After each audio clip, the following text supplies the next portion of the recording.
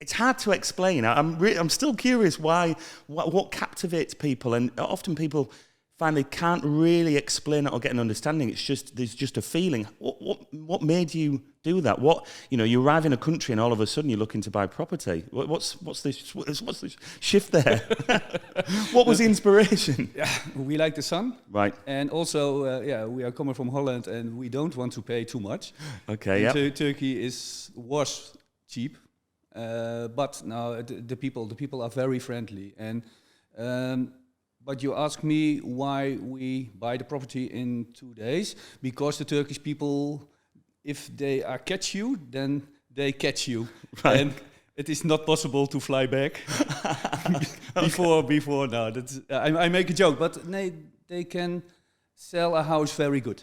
Okay, so. And for us in Holland it's different. You can think about 3 days, 4 days. It's no problem. But here everything is much quicker.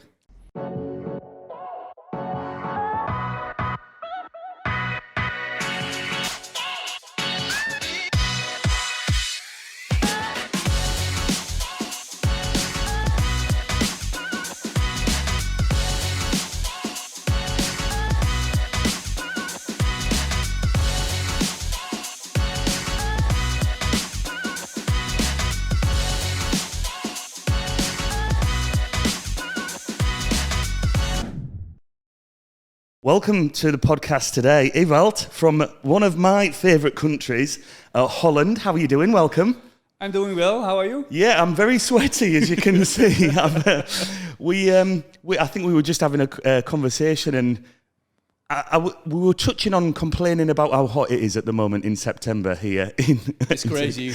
I come for holiday and I complain about, but I'm from Holland, and Hollanders are always complaining. I thought it was only us British that complained about the weather. No. In Holland it's the same. Is that also for the Dutch? Well, you really do have my favourite accent in the world. I think Holland is my most visited country. If it wasn't for the pandemic, I would have hit 50 visits. So coming from East Yorkshire in Hull, we had the ferry terminal and also 45 minutes plane journey. So I do love your country. Where in Holland are you from? I'm in the middle. Okay. The most of the people, they know Arnhem. It is nearby Arnhem. Yeah. For 20 minutes about. Okay, smashing. And is that a shorter plane journey to Turkey for you guys? How long is it? Slightly? 3 hours. Oh, yeah, so a little bit short of... And what brings you to Turkey? How long have you been coming here? Oh, my God. To see you own a property, has it been 5 times that you've owned property? Yes. Right, okay. This house is the fifth one, yeah. So we'll touch into that, but why Turkey? When did you first visit here, and what made you first visit Turkey? Yeah, I think it was 15 years ago. We go to Gümbet.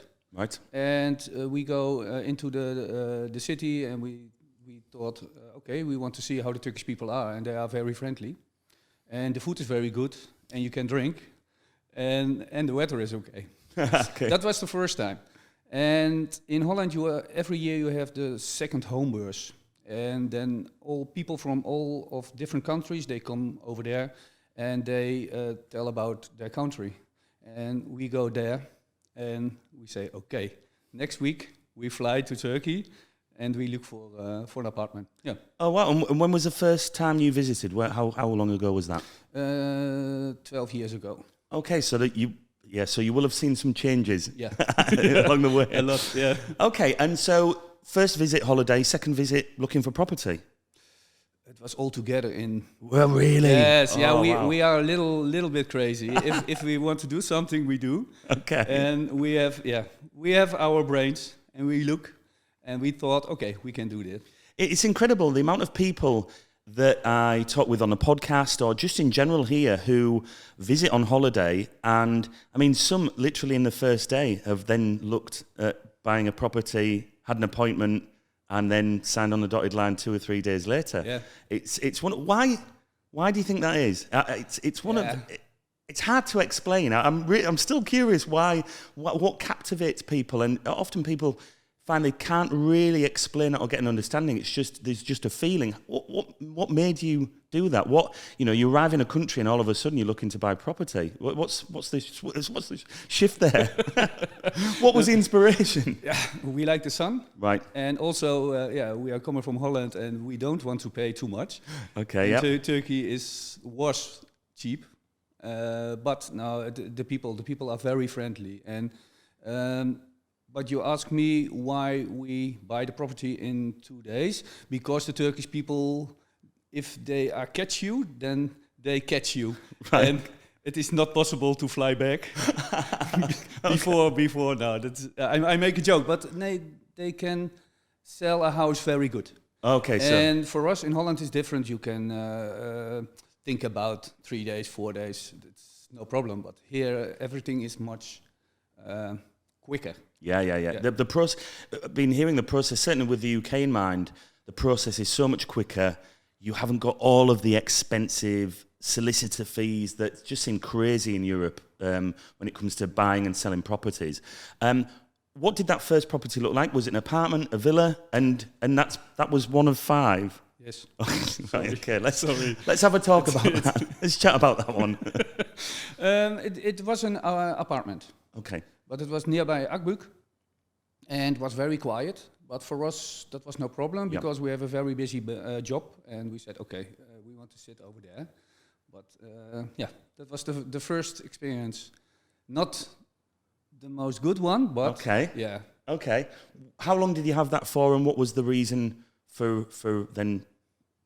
I'm guessing, did you sell that and buy a second, or did you keep hold of that first property? Now there were issues about the building, Ah, right. That Okay. was- Interesting. and we want to figure out what we can do, and we must have a translator, and that's why we met somebody from Holland, and she helped us to see what we can do.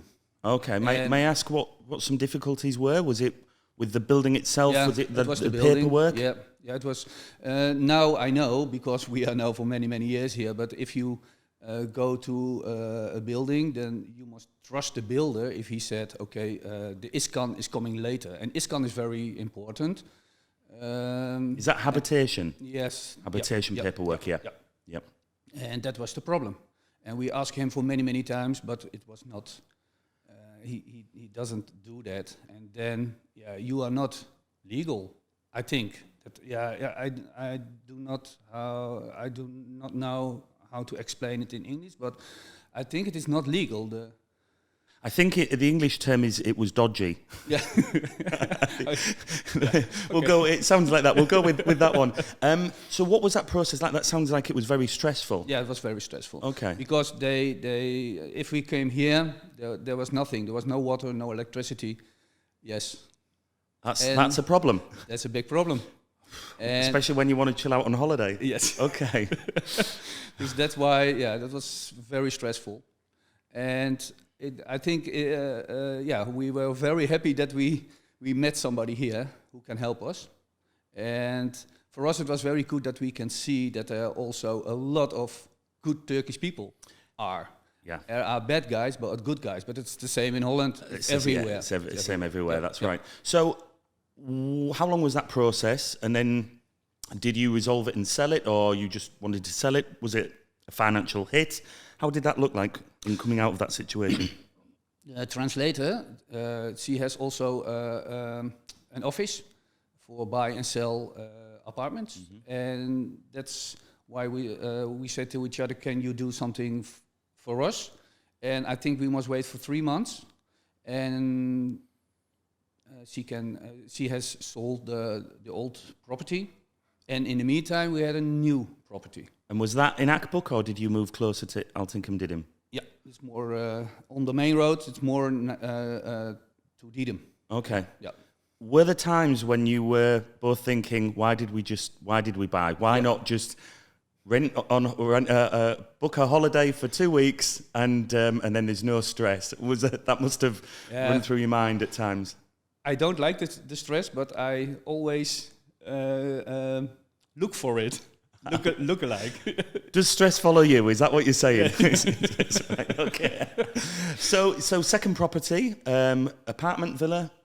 Also apartment. Also apartment, Yes. okay. And how was that process? That was very good. Very good, right. Yeah, Vision, he helps us with everything. Ah, fantastic. And in that time, it was one day and everything was finished. Wow, okay. And no issues with paperwork? No stress. Right.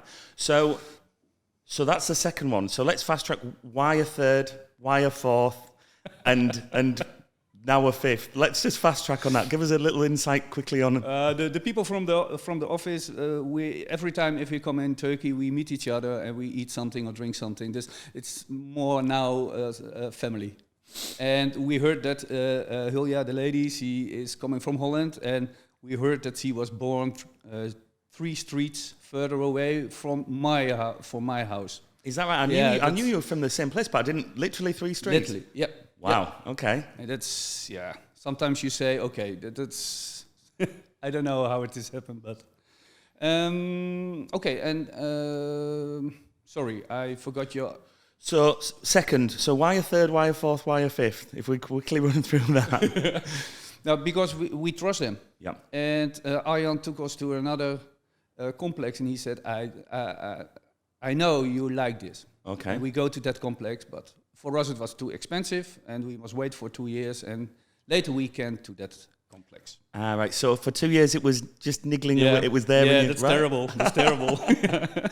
We'll just let that sit with you for 2 years anyway. Okay, so that was then to the third. Yeah. Okay. And the fourth was in the same complex, but duplex.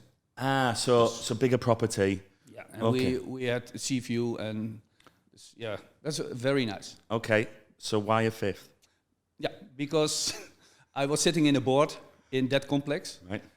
to help, but I can see that in all the years it was a very big complex. The money is always the issue. Okay. To do a new roof, to paint everything, and I saw that the buildings are getting older and older and older, and I said, okay, maybe we must look for something else because we have it in our blood. I think where we are now, 2 years, 3 years, and we look further. it's okay. So you moved to a newer complex, is that correct? Yeah. Okay. Which complex? Oos Black Park. Okay. It's a new one. Ah, lovely. Okay, 2022. Right. Okay. And how was that move? How was that process? How long ago was that? That wasn't long ago. In November 1 year. Right. Okay. And how has that been for you? The process, feeling settled. Very smooth. Right. Very smooth. I said to Arjan, can you help us? Of course. So what are some of the benefits and also the challenges? I mean, yes, of course, we've touched on the first property, and that was a big challenge, of course. But I think generally speaking, giving people insight on what are some of the challenges about having a holiday home here, and also the benefits that you guys prefer, that you enjoy about having a holiday home.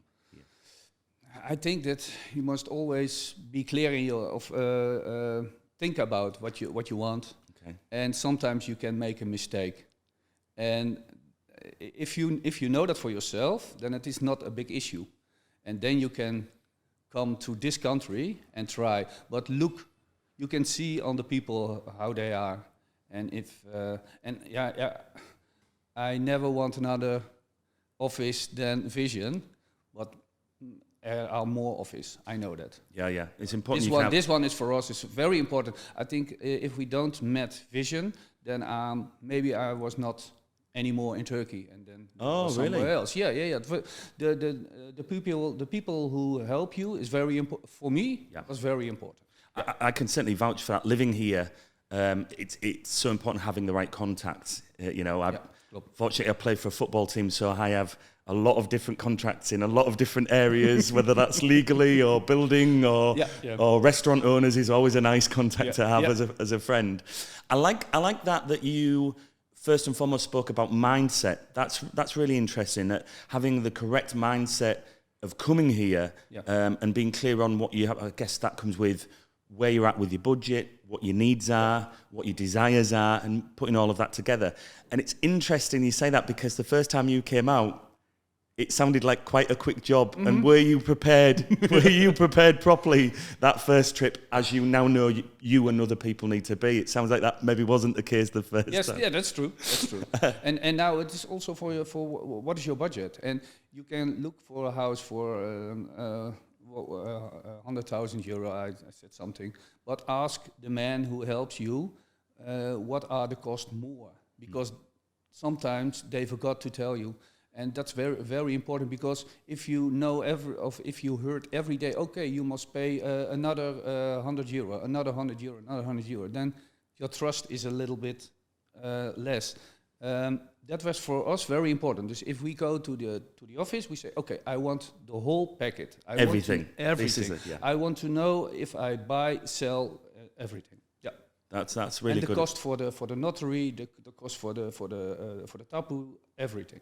That's really good advice. And I'm curious, when it seems whenever you're buying property, whether that's in England, Holland, Turkey, there always feels like there's a compromise. Because if you've got a 100,000 euro budget, for example, it always comes down to, is the location great, but the property is smaller? Yeah.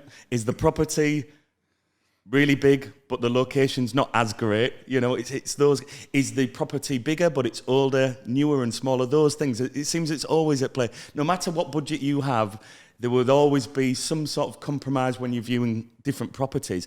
And I'm curious, because you mentioned there that there was a property you really liked, or complex you really liked, and you needed to wait 2 years because it was a budget issue, because of the cost. Yep. I'm curious, have you got some examples along the way of that 5 property journey? I think that's a really good title for the podcast episode, the 5 property journey.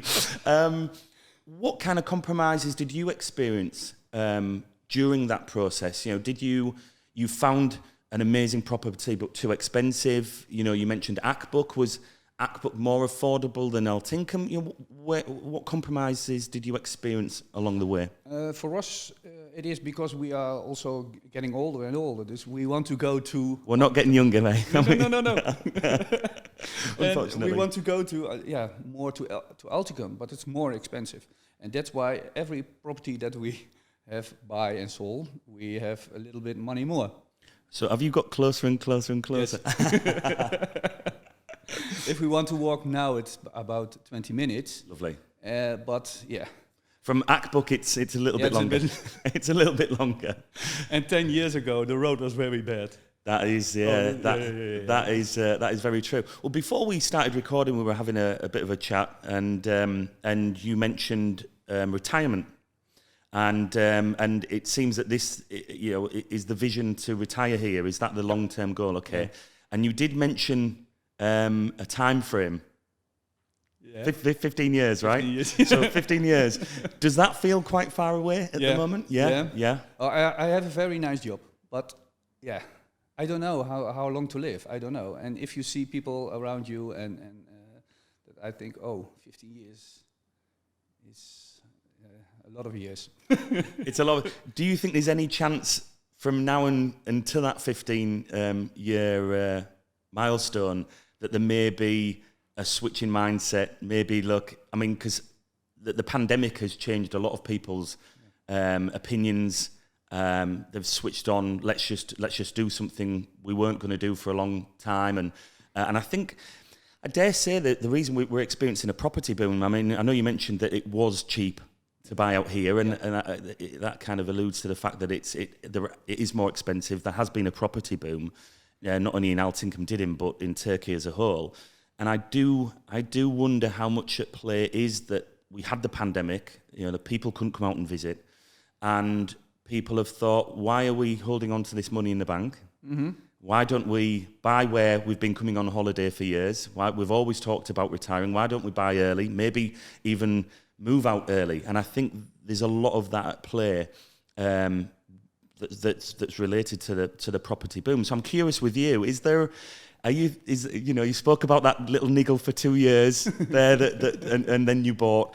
Do you think there's an opportunity to retire earlier than that 15 years? Or you're like, unfortunately, no, my situation that is what it is? Because we do have people contacting us and realising that they can move out here early because of the affordability and the accessibility. I hope that I can earlier, but for me it's better to think, okay, I must 15 years. And is it earlier? Then it is earlier. But yeah, now, I don't know. Yeah, I like that the mindset of like, look, I'm a realist. That is what it is. And if it happens before, bonus, because we can be guilty of, I want it to happen early. I want it to happen early, and even if it does, make me crazy. Yeah. So, talk to us about how often you get out on holiday per year. What's your ideal number of visits, and are you out here for a week at a time, 2 weeks, 3 weeks? What does that look like? Mostly 2 or 3 weeks. Nice. And then this year it was 4 times. 4 visits. Is that the most in a year that you've been out? Is that a record? That's a record, yeah. Is the problem now you've done 4? Is that going to be next year? It's going to be 4 at least, and the following year. Maybe in October, November, I don't know. But so, talk to us about life in Holland and how that's different to here. Let's have a look at what because Holland's it's a beautiful country. I love the Dutch people and your mindset. I've had amazing conversations with Dutch people over the years in your country. What differences from Holland to Turkey that are really noticeable? Pros and cons of each. I mean, give us some examples, because glorious country over there. What my irritation is also what I'm like. The Turkish people are very relaxed. But if you want to have a plumber in your house and he said, okay, 5 minutes, then it is 1 hour. And if he say today, then he's coming tomorrow. That's also my... Are we talking the Turkey time? Turkey time, yeah, always. But the relaxed thing I like. Interesting. Yeah, and the weather. Yeah, and the weather. And the weather. And the weather. You have some harsh winters over there in Holland, right? Yeah. Because we're in the UK, I think we're protected by the Gulf, whereas it does get very, very cold, right? I mean, at times, is it right in Holland that at times you can actually skate on the canals? That's still... Yeah, that's ice true. Skate on the canals. And I must work outside. It's not funny. Wow. So, and what is your profession? What do you do for a job? Yeah, I work on a farm. But really? if I translate it in English, then is it not good. But it is a farm. You can come with your family and you can watch the animals. It's a little zoo, but we have pigs, cows, chickens, like that. Yes. And we have a little playground and a restaurant, so you can eat something. Fantastic. We have them in England as well, and they are very, very, very. And what popular. is the name in England? I think it's called a petting farm. A petting farm, so you can go and pet the animals and feed them, and often then they make ice cream from the cow's milk and similar thing, and you have a horse and cart and go around, and the goats are crazy. Yeah. Do you have the goats over there? They are always naughty, always. You have a bag of food and it's gone. And your fingers also. That is awesome. What are some of your favourite things to do here in Turkey? And with that in mind, is it when you know you're coming out here on holiday, you know you've got that break and you've got that time and you've got the sunshine. What is it that you really look forward to doing when you're here? Do nothing. Is that right? Yeah, that's right. Yeah. Wow. So just and then seeing what happens as fantastic. And I'm always look for eat in the evening. I eat the whole day, and in the evening then I think, oh. Do you guys cook when you're here, or are you also? Right. So you mix that up. Yeah. Okay, that's interesting. And are you, out of interest, are you buying produce from the supermarkets? Do you enjoy going to the actual markets, the open air markets? We go to the market, and sometimes we eat in a local restaurant. Yes. To try. There seems to be a little bit of movement from traditionally people who would just go to the front of Altinkum to the restaurants. Now, whether it's price or just mixing it up and actually going to some of the local ones down the boulevard or off the streets. Yeah. What kind of foods are you experiencing in those places? They have with aubergine and with little fishes, sardientjes. In Holland we say sardientjes, but I don't know the name. Anchovies, sardines. Yes. Yeah. Look like that. Yeah. But not the really strange things. I want to know what is inside. Mystery meat. Have you tried kelapacha? What is inside? Right, so it's sheep head soup. Oh, sheep head. No, then I'm addicted. I had 2 days ago. I had 2, so I had one in the afternoon, one in the evening. and then I had another for breakfast. I'm addicted to it. It's so tasty, and I really recommend it. I'd be interested to know. Some people are like, once they know what it is, then they can't get past that. But it's pretty phenomenal. In Holland, we have the frikandel. I don't know if you, when you are in Amsterdam, you must try it. But in frikandels, it also a lot of meat you don't want to know. Yeah, what is frikandel? Because I've heard of that. Frikandel is, it's like 25 centimeters. Right. And you eat it with mayo and mayonnaise and curry and onions.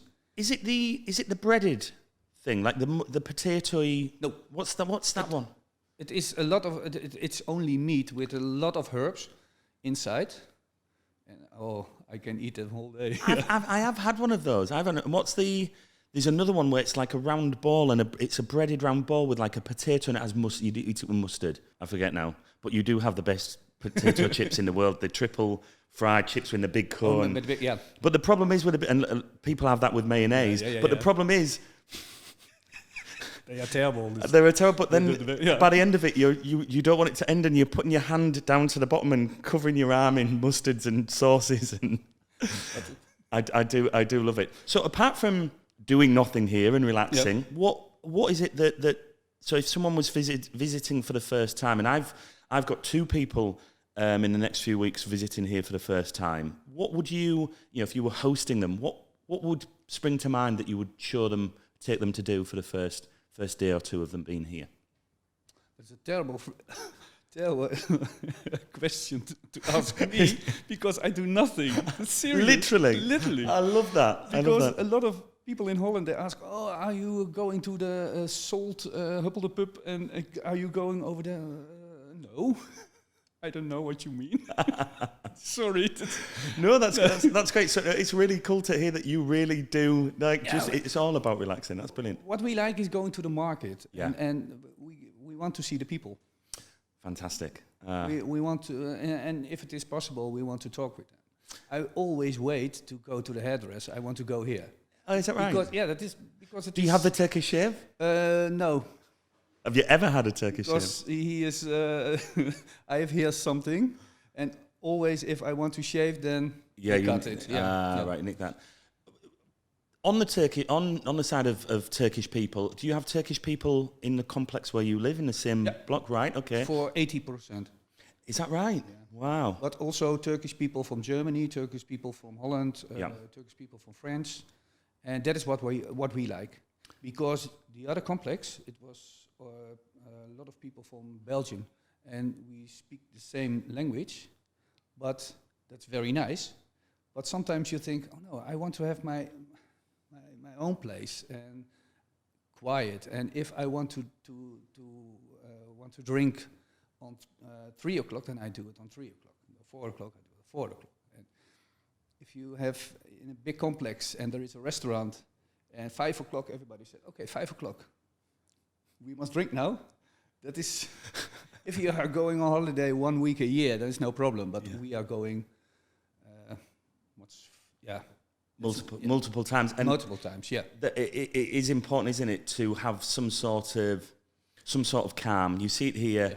Yes, if you were away on holiday for a week, you're rushing around, busy, maximising late nights, beers at midday, onwards, all of that, absolutely. We recently spoke on an episode about a sense of community here, and you mentioned about the Turkish people and interacting. And how do you feel like? What's the sense of community here in Turkey and where you actually live? With the Turkish people in Holland? Yeah. That's much different. Okay. Is there a lot of Turkish people in Holland? Because Germany is known as, I think Germany has the most, it's most populated for Turkish people outside of Turkey. I think about 6 million plus, nearly 7 million in Germany. Yeah. And so Holland has a lot of people. Right. But I think that sometimes they are different. Okay. If we are here, they are more modern. Modern. Yeah, is that a good modern? Yeah, modern. Yeah. Than in Holland, you see the difference. Right, that's interesting. But maybe is it that Turkey is from the Turkish people, and they live their life. And in Holland, the Turkish people, sometimes they go together because maybe they are a little bit lonely or something like that. They are different than in Turkey. That's interesting. And do you experience a lot of Dutch people here in Altrincham, Didim? Because I don't hear the accent much. Because believe me, when I hear a Dutch accent, I do pay attention because I do love it. I do love the way you guys speak. Do you find that there's many Dutch people around in the area? No, for the Dutch people, they go to Kusadasi, I think, and Bodrum, Gunbed, yeah. I was just about to ask, about to ask, is there areas that's more, right, so Kusadasi, which is only 45 minutes away from me, because, for example, we know a lot of Russian tourists head to Antalya area, that's really popular, and not so much around here, although, starting to hear the Russian accent more and more the kind of past 12 months here, which has been interesting. For us, it is not important to see people from Holland. Well, it's not important. Yeah, it is interesting. I mean, if you look at the likes of Benidorm in Spain, and historically speaking, it was an expat community that set up with English breakfasts and Sunday roast dinners, and don't get me wrong. Look, some people love that. Yeah, some people, you can't you can't kind of underestimate the love for England. But it just doesn't have the weather. So if you create your own England in Benidorm, or exactly. But I agree with you that I love the fact that I live in a foreign culture is phenomenal. I love it. The weather, it's different. You feel kind of a certain vibrancy about the place. I've got to admit, I even like that when things are a little bit frustrating or challenging, maybe a hassle because you don't speak the language, you don't understand the systems, I think that makes more exciting. It makes it more exciting, and it makes the fact that you've got all of it. It makes you appreciate the good side, the benefits, the weather, just the relaxation, the climate, all of that. I think you've got to have pain to appreciate the pleasure. That kind of the yin and yang, right? The yin and yang, That's true. There we go. I mean, because if England had the weather, if Holland had the weather, you could say, would there be a need? I mean, living in the sunshine here, I always used to travel and go overseas from England and experience different climates and cultures. And being here, I just don't have that need. I mean, I've been very fortunate to travel the world, so I have seen a lot of places. But living in the sunshine, in a foreign country, in a foreign climate, I don't now have that desire, that draw to go to other places because you're just living in it. And I think it's such. Some people have said, if you but you get used to it, and I'm like, I'd rather get used to this.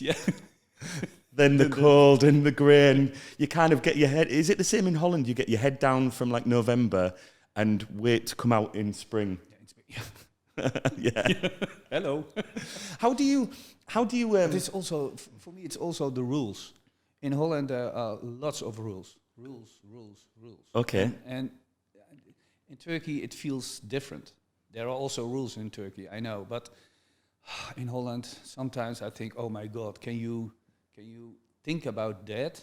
There are more important things than all the small things. Small things. I feel that as well. I do feel that. Don't get me wrong. It doesn't feel lawless, but there seems to be. I was speaking to someone about this. There seems to be common sense at play with things. Yeah. Common sense that. I think I was here with my friend who was visiting, and he needed a SIM card for 5 days. Yeah. So I took him to the shop, and they asked if he had his passport, and he said, "Oh, I didn't realise." And they said, "Oh, to me, do you have your ID?" "Yeah, I can." "Oh, so we can set it up through you." "Fine, perfect. That's the way around." Then they said, "How long have you been in Turkey?" And because I was over the 180 days, I couldn't get it. So, what are we doing? And they were like, "Well, how long do you need it for?" "It's only 5 days." But it was a month SIM card. I only need it for 5 days. They said, "Oh, well, we'll just sort it through us." Solution. Ow. Right? Just a way around it. No one's. It's maybe bending the rules, but there's no victim. No one's really doing anything. No one's doing anything naughty as such.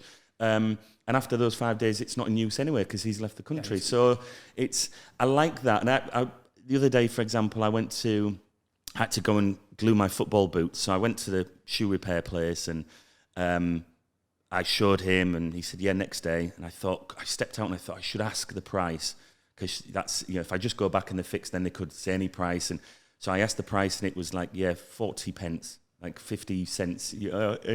And so straight away I said, I'll give you double as a thank you, straight away. And I went back and he wasn't in there, but the shop was wide open. So I'm looking around, find my fixed boots. So I'm stood there, I'm out the front, and the gentleman from the little, old man's cafe, playing the Turkish games. And then they said, just come here. So I joked with them about saying that they'll put it in their back pocket. They laughed. And that they know the guy. When he comes back, they'll give him the money. They'll say it was... And I think we're talking about, we touched on like the so many rules, but also there's something like that I think is now missing, that was in play in Holland and England 30, 40 years ago, that you could leave your door unlocked because your neighbours would look out for you. If you had your children in the street and they were misbehaving, your neighbour would, tell them off, and you would respect that as a parent. And if you do that now, then you have a big problem. Exactly, yeah. And you feel like that there's more common sense of community here, that people do look after each other. One thing I've noticed here is that it does feel like there can be a lot of drama. I play for a Turkish football team, and we don't play our official games unless there's police present. The referee won't come onto the pitch. I think that's the same in Holland, because if the Turkish men are playing football, the drama. Yes. In Turkey it's the same. Yeah. Okay. It's funny. If there's ever anything happen in a street, everybody comes out. All the houses are out. There was yesterday I passed an incident and there was an ambulance arrived and it looked like there was kind of two drunk men. So something was happening. It didn't look too bad. It looked, again, a bit drama. Yeah. But I'm trying to get through the traffic and there's cars that are blocking just to stop and look, and everybody's stopping and being really, really inquisitive. I think the word in England is nosy. I don't know the name, but I think people in Holland are very nuchter. Yeah, I don't know the name in English. We are not drama. We look and we observe. Matter of fact. This is how it is. Okay, no need. Yeah, it's efficient. Very efficient, like I would say. So let's look at. We spoke about retiring in 15 years. What does the next 2 or 3 years look like for you? And I know you'll have another property. Yes. Yeah. I think if we are ready in this house, we want to do small things, right? And then we look for. We like to take the car, drive around. Oh, so you rent a car when you're here? Yeah. Lovely. Yeah. Fantastic. From Izmir. Yeah. And but we drive around in Didem, nearby Alticum. And we look and we go out. That's also very strange because we step out and we go in. It's new, and if we see there is a key on the outside, then we think, okay, we can also look inside when it is empty. Yeah. Okay. But our Turkish neighbors, he said, oh my God, are you going inside? Are you going and look? So, yes, I want to see what is inside. I've done that before as well. Because I want to know. And it's the good time on that to do is on Sunday, because there are no workers on Sunday. So as a pastime, you enjoy going and looking at new empty property. Yeah. I like that. I've done that myself. When I used to go running, and there used to be something, I'd like, I wonder what that's like, and the layout and how that is. And I used to do that myself. So you drive here. So what's it like driving here? I mean, that's the first time was very strange. So you come here to relax, but yet you drive. Yeah. But no. For me, it's you must think like Turkish people, and then there is no problem. Okay. And how bigger your car, how more you you can do now. But I like to drive here. Yeah. It's no problem. No problem. It's different in the season, right? Do you notice the difference with the volume of traffic, the people who don't know the roads, and then people on mobile phones, their indicators don't seem to work anymore? It is true. But what I like, in Holland, I cannot use my what is the name in English? Toeter, the Horn. The horn. But here in Turkey, you can do it the whole day. And there's different types, isn't there? Like an extended horn, you really mean something. Yeah. A little horn is just to make someone aware. Yeah, in England, you touch the horn once and it's stopped. Cars are stopped, doors are open. Then you get a lot of fingers. So there'll be 2 lanes, and sometimes the driver in front is kind of just veering over, just using both lanes in the middle. And you have a little beep, and it almost seems like, oh, I'm awake, and they move to the side, and as you pass, you look, and they're just on texting away or whatever. So, yeah, sometimes I'm happy that they do that, or signing with the lights also. Signing with the lights is. And if you do that in Holland, then they are very irritated if you do that. And here it's normal. Well, before we wrap up, I would like to know. So, where are your top 3 places to either go for a bite to eat or a drink? So, is that a breakfast? Is that sunset? Is it on an evening? And where are those places that you could recommend? And what's favourite for you to do, eat and drink in those places? In nighttime or in evening time, we go to Alticum. Right. And then not on the beach, but a little bit before that. And we like a restaurant, The Golf. And Golf is a little bit English. The golf pub? The Golf pub, yes. But because they are always helping us. So service. So when we have problems, we go to The Golf and they helped us. Really?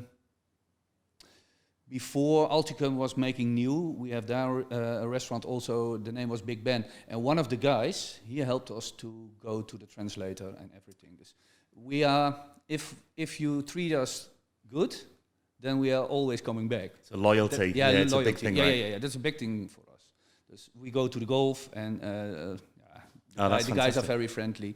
But nearby our complex is also a little complex with a restaurant and a swimming pool. People can lay over there and pay a little bit money, and then they can eat at lunch. What is that complex? Yeah, I don't know the name. Oh, sorry, I don't know the name. But no, I don't know the name. So I like that. It's kind of steeped in mystery now. Yeah, it's a bit mystery. Yeah, it's you'll get tourists it's a wandering. bit mystery.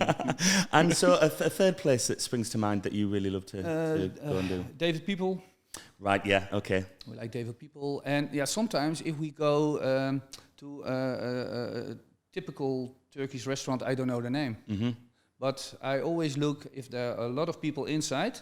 Then I think, okay, the food is good and the food is fresh. Yes, that's very, very true. Turkish people are very clever. They know where they must go. Yeah. And then we work after them. It's a good indication. Yeah. And with David People, it's my friend that owns David People. Do you get involved in live music nights? There's a salsa night there. Do you shake those hips? Do you get involved? No. I'm too old for that. But we are always... if we go somewhere and there is live something eats, then we are scared that they come to us and said, okay, you can come with us. We don't do that. More in the background. Yeah. Love it. Well, thank you so much for joining us on a podcast. Is this your first ever podcast? Yes.